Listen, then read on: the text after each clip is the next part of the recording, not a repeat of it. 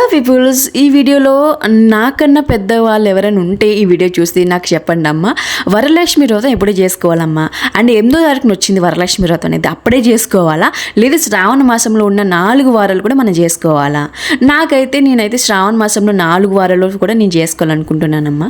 So in case మనం చాలామంది శ్రావణ మంగళవారాలు కూడా చేసుకుంటారు, శ్రావణ శనివారాలు కూడా చేసుకుంటారు, అలానే శ్రావణ శుక్రవారం కూడా చేసుకుంటారు. నేనైతే అనుకున్నా శ్రావణ మాసంలో అమ్మవారికి 4 వారాలు కూడా నేను మంచిగా నా స్తోమత కోల్ది నాకు ఆవిడిచ్చే బలాన్ని, ధైర్యాన్ని, ఆరోగ్యాన్ని మంచిగా ఉంటే నేను ఆవిడకే నేను కోరుకుంటాను, ఆవిడ ఆరాధనలో నేను ఉండాలని నేనైతే అనుకుంటున్నాను అనమాట.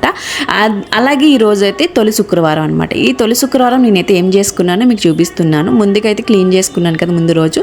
అప్పుడైతే పసుపు నీళ్ళు అయితే తీసుకున్నానండి. మెయిన్ పసుపు నీళ్ళు అయితే మ్యాక్సిమం ఈశాన్య మూల అక్కడ పెడతాను, ఎందుకంటే మన నేటివ్నెస్ అనేది దాంట్లో మ్యాక్సిమం ఉంటుంది, పాజిటివ్ వైబ్స్ అనేది మనకి రూమ్ అంతా స్ప్రెడ్ అవుతాయి అనమాట.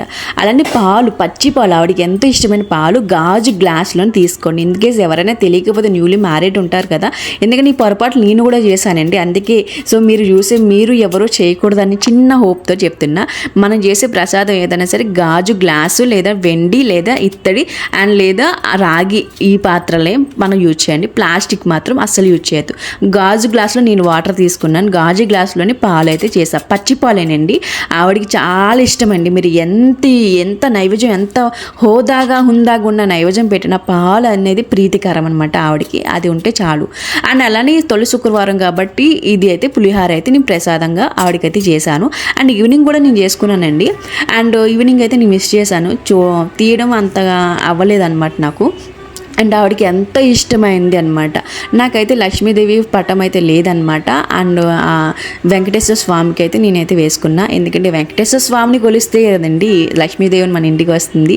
అండ్ ఎందుకంటే లక్ష్మీదేవి వెంకటేశ్వర స్వామి పక్కనే కదా ఉంటుంది. సో అందుకని చెప్పేసి ఆయన వేసేసాను అనమాట. ఆ తర్వాత ఆవు పిడక అనమాట. ఆవు పాలు అయితే ఎంత ఇష్టమో, ఆవు నెయ్యి అయితే ఎంత ఇష్టమో, అలానే అమ్మవారికి ఆవు పిడక అంటే ఆవు పిడకతో వచ్చే పొగ ధూపం వేస్తే అది ఎంత ప్రీతికరంగా ఆహ్వానిస్తుందంటే మనం చెప్పలేమన్నమాట.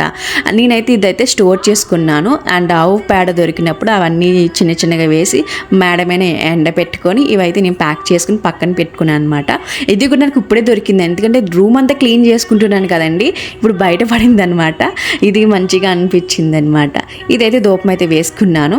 ఫైనల్గా అయితే మనం అయితే కోరుకోవాలన్నమాట. కోరికలు ఏం కోరుకుంటాం చెప్పండి? నేనైతే ఒకటే కోరుకున్నా, అమ్మ మళ్ళీ వచ్చే వరలక్ష్మి వ్రతం కూడా నేను ఇంత హ్యాపీగా ఇంత ఆరోగ్యంగా నీకు సేవలు చెయ్యాలమ్మా అని చెప్పేసి కోరుకున్నానండి. నాకు ఆరోగ్యంగా సిరి సంపదలు ఇవి అని నేను ఎప్పుడూ అనుకోలేదండి. నీ ఆశీస్సులు, నీ దైవ అనుగ్రహం నాకు కలిగించమ్మా అని కోరుకున్నాను. సో నేను నలుగురికి సాయం చేసే విధంగా నన్ను ఉంచమ్మా అని కోరుకున్నాను. ఎందుకంటే మనం నలుగురికి సాయం చేస్తున్నామంటే ఆటోమేటిక్గా మనకి అమ్మవారు కృపా కరుణ అన్నీ మనకి దక్కుతున్నాయని ఆల్మోస్ట్ మనకు తెలుసు. కాబట్టి మనకి ఏం కావాలో ఆవిడకి తెలుసు. కాబట్టి మనం ఏమి కోరిక అవసరం లేదు, మనకి ఏ టైంలో ఏం కావాలి, ఏం హ్యాపీగా ఉంటామనేది ఆల్మోస్ట్ ఆవిడకి తెలుసు. కాబట్టి సో ఇదండి నా వ్రతం. అంటే ఈ రోజు అయితే ఇలా కంప్లీట్ అయింది.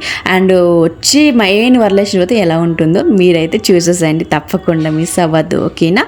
అండ్ మీకు ఒక సర్ప్రైజ్ అండి, నెక్స్ట్ వీడియోలో డెఫినెట్గా మీకు చాలా ఇంప్రెస్ అవుతారనమాట. అంత మంచి వీడియో మీ ముందుకైతే తీసుకొచ్చేస్తాను. అంటే అందరికీ నమస్తే. నచ్చితే లైక్ చేయడం మర్చిపోకండి.